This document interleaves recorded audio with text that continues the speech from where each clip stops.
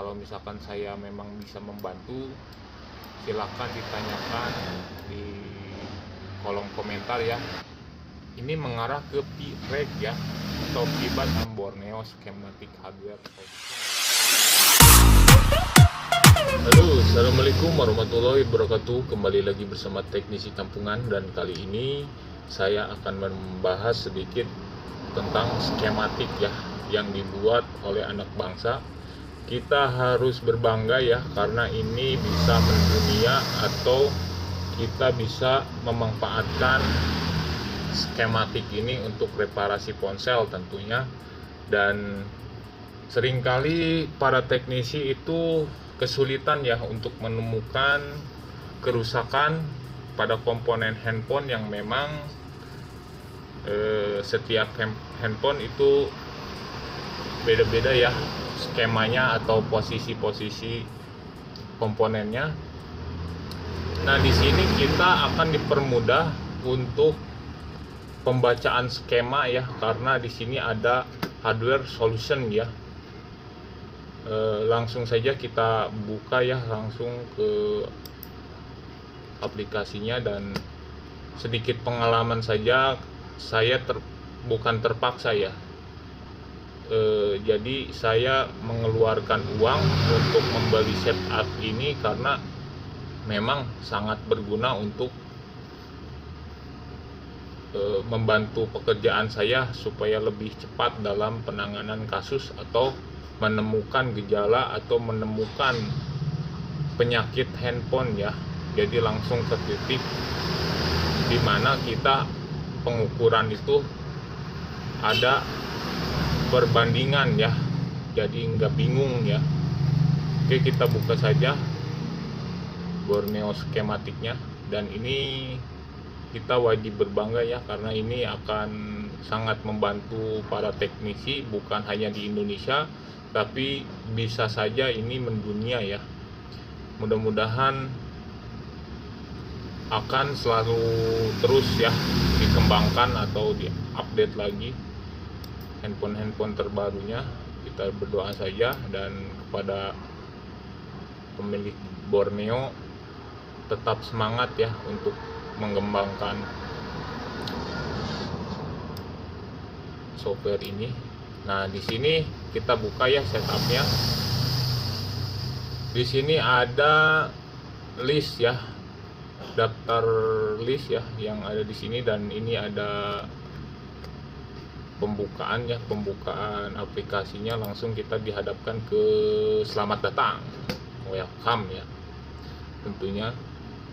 Oke, bagi yang belum subscribe silakan subscribe. Kalau misalkan ada yang ditanyakan, silakan ya kalian tanyakan di kolom komentar. Nah, di sini ada dua ya, di sini ada dua, ada hardware solution dan ada skematik di sini.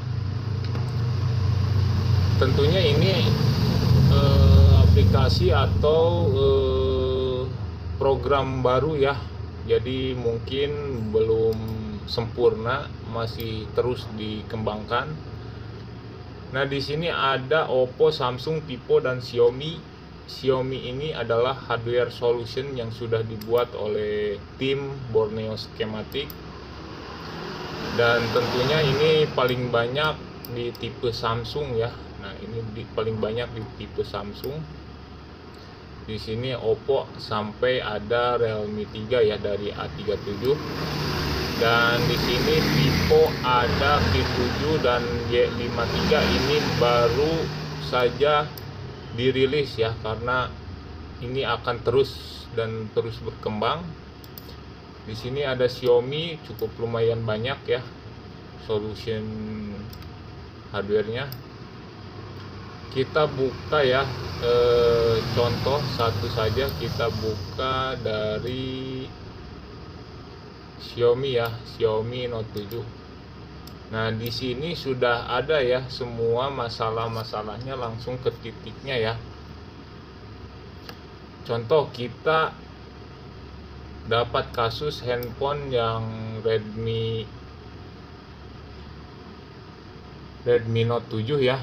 Nah, di sini Redmi Note 7 kita dapat kasus atau Redmi 7 kita dapat kasus lampu LCD-nya mati. Misalkan lampu LCD-nya mati, kita langsung cari ke titik di mana kerusakan tersebut ya. Nah, di sini ada SIM card, LCD light. Nah, ini LCD lampu ya. Kita buka langsung di sini LCD lampu.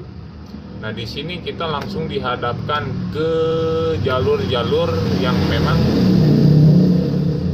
sudah ditunjukkan atau sudah diarahkan ke jalur lampu ya. Dari fleksibel langsung ke jalur lampunya. Nah, di sini pin 20 volt lebih nih masuk ke sini, lanjut ke sini, dan ini yang warna merah ini adalah tegangan ya, tegangan aktif ini. Jadi kita lebih mudah untuk mendeteksi kerusakan ya. Kita tinggal ukur dari sini ke sini, terus dari sini ke sini, terus kita bisa ukur lagi dari sini ke sini. Kalau misalkan dari sini ke sini putus, kita bisa langsung jumper ya, langsung melakukan penjumperan ke sini. Kalau misalkan dari IC power masuk ke kapasitor putus, misalkan langsung kita jumper bisa gitu. Misalkan dari resistor di sini ke kapasitor putus, kita bisa jumper resistor seperti itu ya. Ini masuk ke CPU yang biru. Kita buka lagi contoh ya dari network atau sinyal atau busband. Nah, di sini kita melakukan tracking untuk network ya. Kita bisa perbesar, dan kita bisa perbesar dulu. Kita bisa ukur ya menggunakan multitester, dan di sini ada keterangan-keterangan. Nah, ini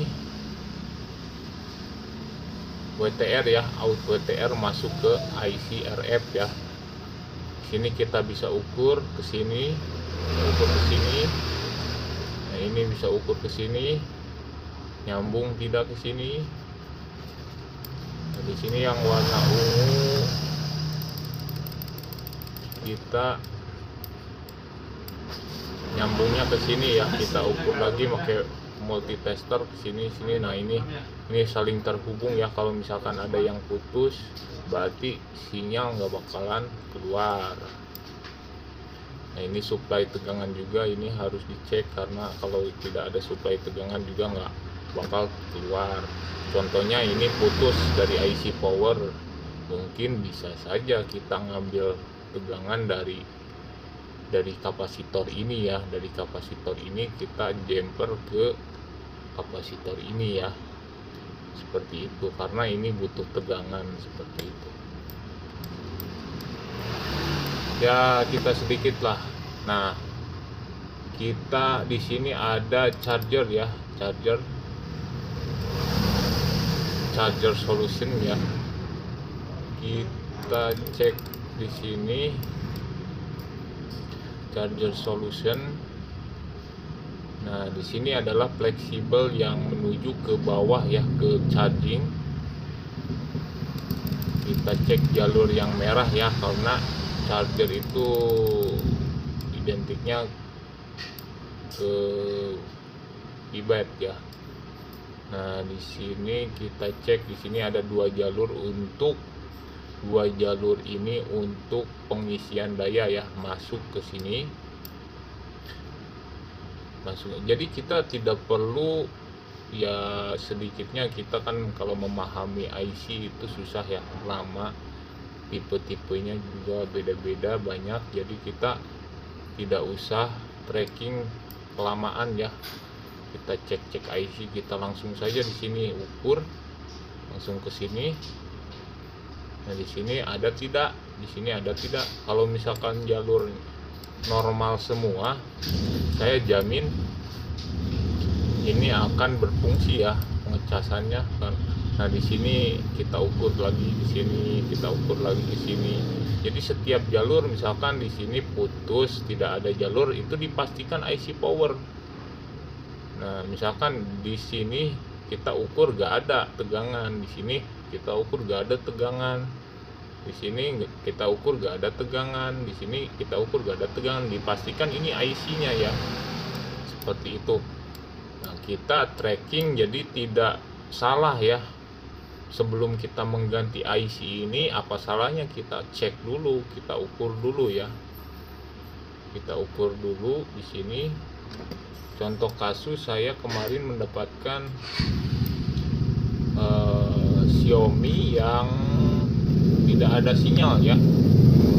Kemarin saya dapat Xiaomi Redmi 3X ya, dan tidak ada kan di sini Xiaomi Redmi 3X hardware solutionnya. Jadi saya kemarin menggunakan yang 3S ya. Nah, di sini saya menggunakan 3S, dan ini tab-tab ini gampang sekali ya untuk mengetahui atau untuk berpindah-pindah posisi ya. Nah, ini Redmi 3S. Nah, kemarin saya tracking di sini ya. Tracking di sini, alhamdulillah ya. Kerjaannya selesai. Saya tracking di sini di bagian WTR ya. Jadi memang kemarin saya tidak langsung lihat skema, tapi saya langsung penggantian IC WTR, dan ternyata tidak ada sinyalnya gitu. Sinyalnya masih tidak ada, dan saya curiga di bagian RF. Ternyata di sini jalurnya tidak ada, di sini tegangannya tidak ada, ini tegangannya tidak ada, ini tegangannya ada. Nah, ternyata di sini saya melakukan penggantian yang teliti ya tentunya. Setelah saya ganti, di sini muncul tegangan, di sini muncul tegangan, masuk ke sini, dan di sini ngeground. Nah, di sini ngeground. Nah, di sini jalur ini ngeground. Jalur ini ngeground ya. Ternyata ini penyebabnya, saya cabut. Nah, tidak ada sekarang groundnya. Jadi skemanya seperti ini ya. Kalau sinyal, skemanya dari WTR ya, dia supply ke IC RF. Di IC RF. Nah, ini mengeluarkan lagi nih sinyal ke clock ya. Di sini dia transfer ke sini, dan dari sini, dari IC ini RF juga ini 5716 ya, dia juga mengeluarkan lagi di sini. Nah, seperti itu. Jadi saling melengkapi ya, antara WTR, IC RF yang panjang, dan ini IC RF juga langsung mengeluarkan ke sini. Jadi kita bisa ukur ya, tegangannya juga harus ada ya, tegangan pivotnya juga harus ada, ini harus ada, dan ini jalur biru juga ke IC CPU harus ada ya. Diusahakan kalau misalkan tidak ada, kita tracking. Misalkan seperti ini ya contohnya, kalau misalkan tidak ada dan tidak ada kapasitor yang memang tidak bisa diukur, tapi insya Allah semua jalur itu pasti ada penghubung ya, ada filternya, ada penyaringnya, ada. Nah, seperti itu ya. Jadi kita harus memahami dulu yang jadi permasalahannya ya. Dan di sini ada tab yang kedua ya, saya akan jelaskan tab yang kedua. Tab yang kedua itu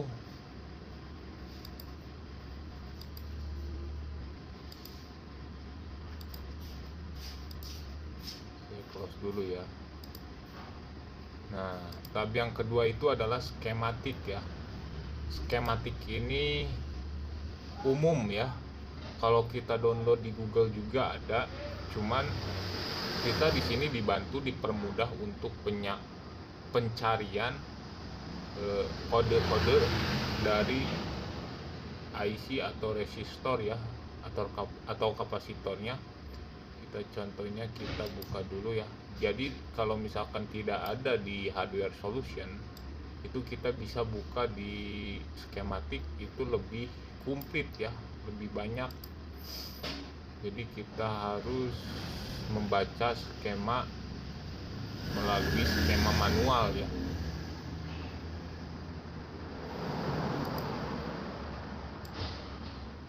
Saya juga baru beberapa minggu ya aktivasi ini, karena memang saya butuh ya. Kebutuhan teknisi seperti ini mungkin bisa membantu atau bisa membackup pekerjaan yang tadinya HP-nya hidup terus mati ya. Jadi kita tidak terlalu khawatir untuk eksekusi jika terjadi kesalahan tersebut ya. Nah, di sini ada skematik diagram ya. Terus di sini ada layout ya. Kita buka lagi.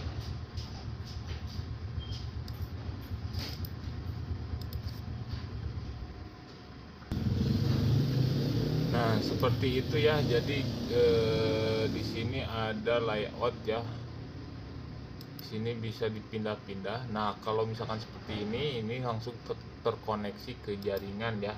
Kalau misalkan kita tidak ada jaringan, datanya otomatis ini tidak akan bisa terbuka ya. Nah, di sini ada diagramnya ya. Di sini ada layoutnya. Contohnya kita contohkan ya. Kita contohkan di Mi 3 ini. Ini sedikit saja pemahaman dari saya ya. Mungkin saya juga masih bego, masih belajar. Kita sama-sama saja belajar, dan memang kalau di dunia servis tidak ada yang memang sempurna pintar atau menjadi guru ya. Atau semuanya tergantung jam terbang kita ya. Tidak ada yang memang sudah hatam. Semuanya belajar dan belajar. Contohnya kita melakukan pengukuran dari multitester ya. Nah, di kapasitor ini terdapat konsleting ya. Jadi di kaki satu, di kaki keduanya itu semuanya ground ya. Nah, di sini kita pilih A ya, A ini. Lalu kita blok ya, yang di bagian sininya kita blok kapasitor ini.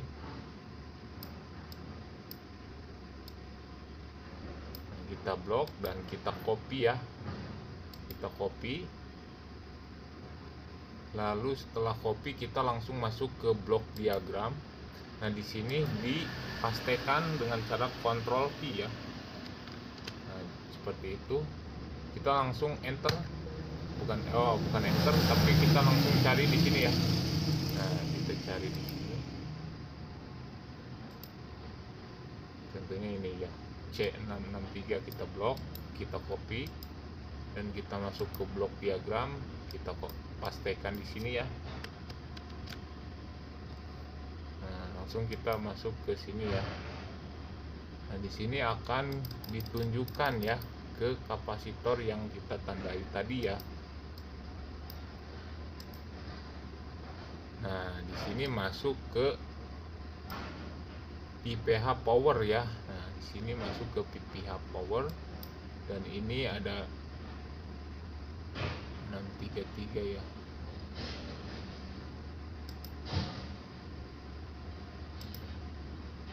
Nah, di sini ya. Masuk ke sini ya. Nah, di sini ini mengarah ke P-reg ya, atau pibat ya. Mengarah ke pibat. kita cek di sini C663 itu short, berarti ada arus konsleting ya. Arus konsleting ini kita coba cabut dulu C-nya, kapasitornya yang C633 itu kita cabut dulu, dan kita coba tracking lagi ya, dari C633 itu langsung mengarah kemana ya. Di sini kan ada ya, ada langsung ke ground, ini langsung ke ground ya. Nah di sini ada C675, ada L ya, di sini ada L. Kita cek di sini C675. C675 kalau short juga, kalau konslet juga, kita coba dicek L603. Nah di coil ya, coil 603 kita cek di sini, karena ini berhubung jalurnya satu jalur ke sini. Kalau misalkan memang di sini dicabut L-nya itu hilang shortnya, dan di sini di kaki satunya itu masih short, bisa dipastikan di IC power ya, yang shortnya di IC power. Seperti itu pembacaan skemanya kalau versi saya ya. Tapi kalau misalkan versi yang lain saya tidak tahu, karena memang saya tidak sekolah atau saya tidak belajar, saya cuma memahaminya secara otodidak ya, secara belajar sendiri, dan saya tidak mempunyai guru. Oke, sampai di sini pemahaman atau review tentang bukan masalah ini sebenarnya, tentang software program Borneo Schematic Hardware Solution ya. Dan sampai di sini saja ya, jadi durasinya kelamaan. Jangan lupa subscribe, like, and comment, dan tunggu juga video lanjutan tentang masalah handphone ya tentunya. Dan kalau misalkan memang ada yang membutuhkan urgent atau belum aktivasi, kalau misalkan saya memang bisa membantu, silahkan ditanyakan di kolom komentar ya. Mungkin saya bisa membantu sedikit skema masalah-masalah kawan-kawan. Siapa tahu ada di Borneo Schematic dan Hardware Solution ya. Assalamualaikum warahmatullahi wabarakatuh.